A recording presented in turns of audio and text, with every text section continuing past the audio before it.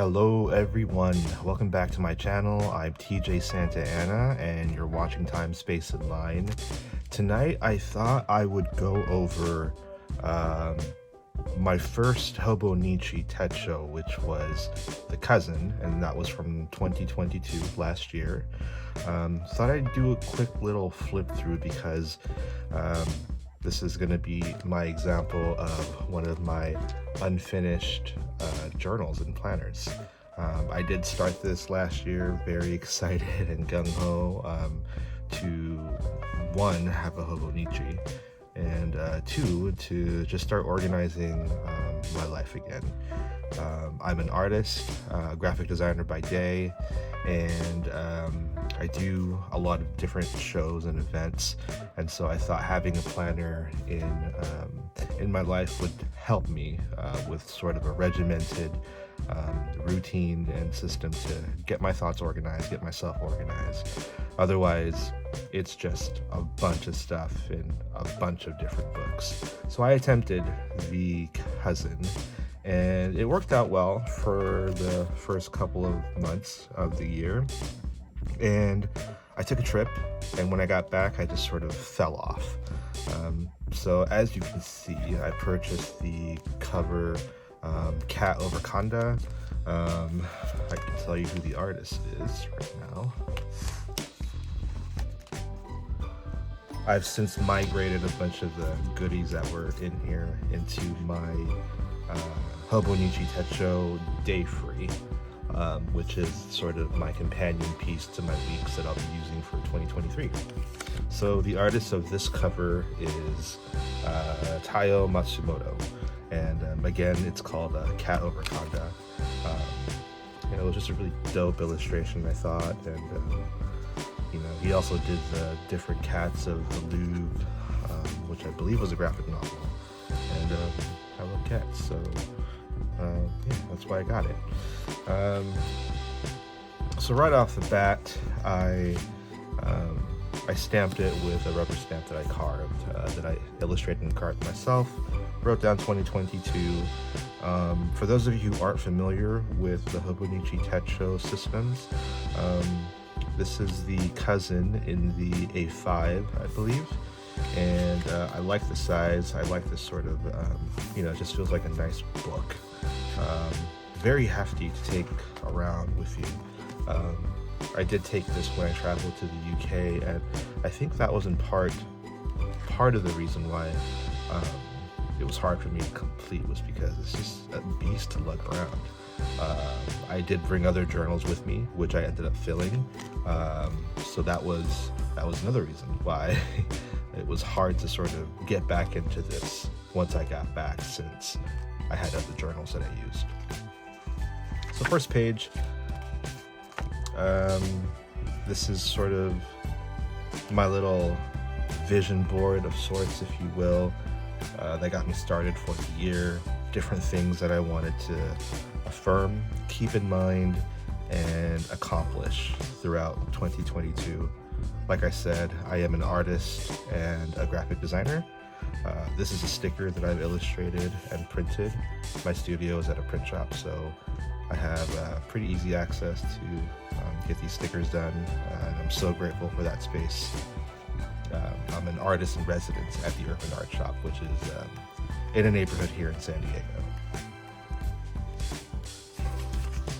So this is the sort of yearly overview for the current year, 2022, and then the following page is usually the year before, the year after.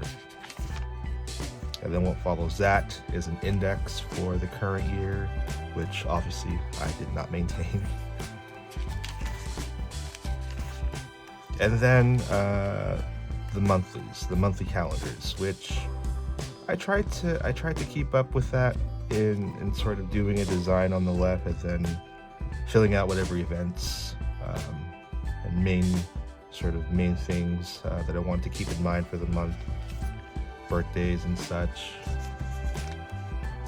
And I love the way that watercolor rests on Tomoe River paper. I'm sure everyone who has come in contact with a Hobonichi has mentioned that, so I'm very interested in seeing the paper quality and what it's going to be like for 2024. I know they come with little samples in the new planners, and I'm pretty sure I got one, so I think I liked it. Can't remember at this point. All I know is that I just really love this paper. Again, as you can see, I started falling off of the monthlies as soon as I got back from my trip, which was in the middle of April. So these are just going to be a bunch of blanks. So I'll go ahead and skip over into the excuse me, the weeklies. So the weeklies was interesting. I'd never done something in this format before. All the weeklies that I've ever had as planners were sort of Moleskine pocket-sized books like this, where the weeklies are, where the weeklies are more in vertical formats versus horizontal. So this was interesting to see your day kind of planned out hour by hour, and it was very time consuming doing this, but at the same time it freed up a lot of space in my mind because I could see my day planned out literally for a week. And at first I was very minimal and very conservative with how I was treating it. Like I almost felt like a college student again, you know, very just highlighter and pen. Then I started getting a little more creative and using some stickers that I had purchased. I grew up in the 90s, right? So I am through and through a Sanrio kid. My first introduction to illustration, branding, graphic design, all Sanrio. And in an attempt to heal my childhood traumas, I think I reintroduced Sanrio stationery back into my life to kind of help with that healing process. So I love stationery, I love office supplies, I love art supplies, obviously. So it's sort of a no-brainer that I would be using Sanrio stationery in my planner system for 2022. Just makes me happy. My favorite characters were, I think first and foremost were Karopi, and then Aruna Peckle, then Baxmaru, in that order. And then recently, as I became an adult, Gudetama, for sure. So here, I'm starting to use some sticky notes, messages for myself, and various notes, reminders, birthday reminders on the left, sort of like using this space to do like the goals and the reminders for the week that I wanted to remember, and then sort of individual tasks and events for each day. Here I started going really nuts with a lot of the stickers and washi tape, as you can see. Continues on. And you know, looking back on this, I feel really happy, and I'm kind of sad that I didn't maintain it as well as I could have. But you know, things happen, you get busy, and you kind of pivot to what you can do, which is why I purchased the day free and the weeks, sort of maintain something of this size, this kind of space with the day free, but not necessarily so regimented and so precise as far as hours, days, and weeks are concerned. The day free only has the monthly calendar and then blank space. But looking back on this and what I was doing, I really liked it, and it felt good. And it felt like I was really keeping myself organized with certain events that I wanted to remember and things that I wanted to sort of commemorate. What does that say? Social Art Night Basic Pizza. Yes. And like I said, I just started to fall off eventually. And I stopped doing the decorations, and it became, again, very simple, filling in things and just pen. And it's pretty blank after that, my friends. So I guess I'm just going to move into the dailies. Yeah, I feel like I could have done a lot, but it's okay. this is new year, I'm doing things now. And it's so funny because I started the year saying no pressure, right?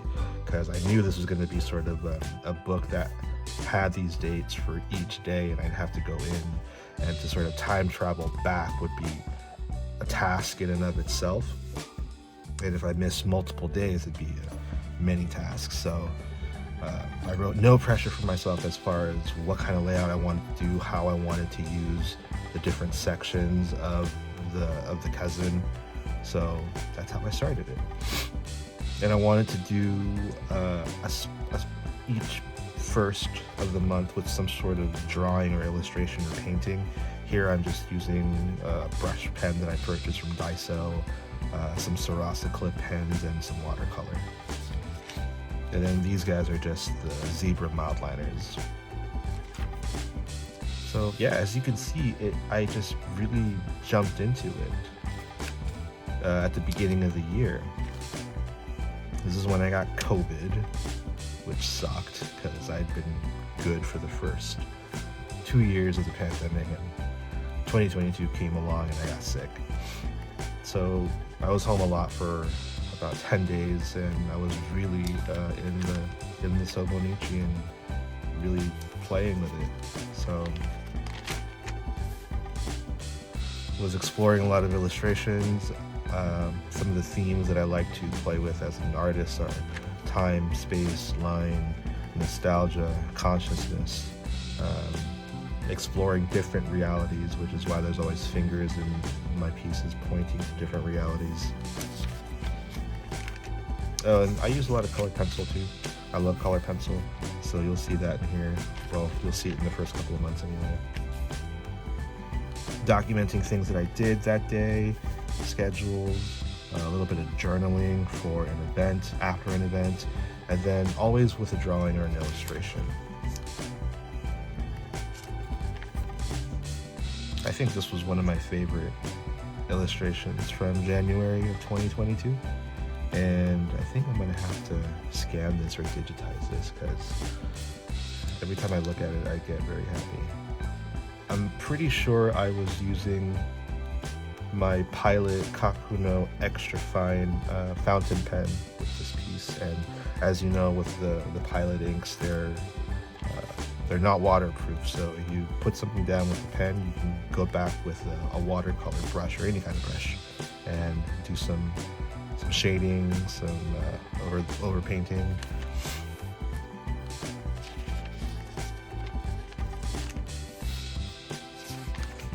Wow, it was just really nice. It feels really nice going back into this book and looking at the things and feeling how the paper crinkles after a lot of use. I have family that lives in Orange County, so I would go back and forth and drive back and forth really. And I always love the way the highways look, especially when there aren't that many cars on the highway.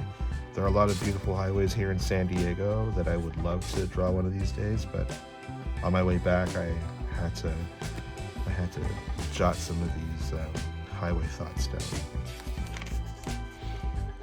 This is the neighborhood here in San Diego called Hillcrest, and it's specifically University Avenue, where there's this bridge that goes over from one side of the street to the other that connects two neighborhoods or two residential areas. More drawings, more highways, sketches, and this is fun. When I started doing this, where I would do smaller scenic illustrations and kind of do little journal captions next to them, these kinds of entries made me feel really happy.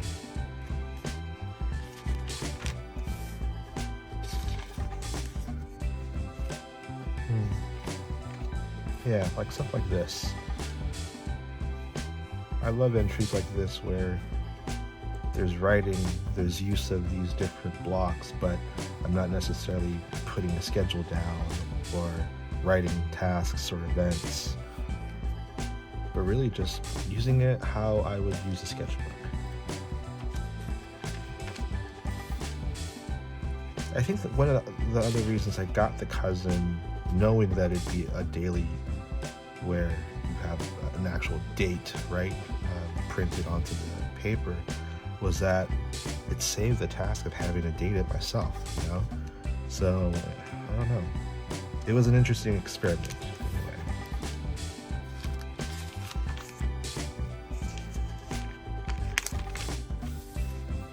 And then some days I didn't do any of that, you know?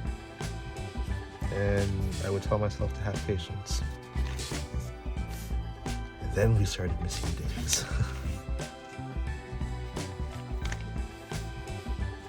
I've seen people with Hobonichis in both the A5 and the A6 who are really heavy collage makers, and they're so beautiful. Like, every page folds out into something else. And at the end of the year, they got some fat books, right? So this is sort of an exploration of that.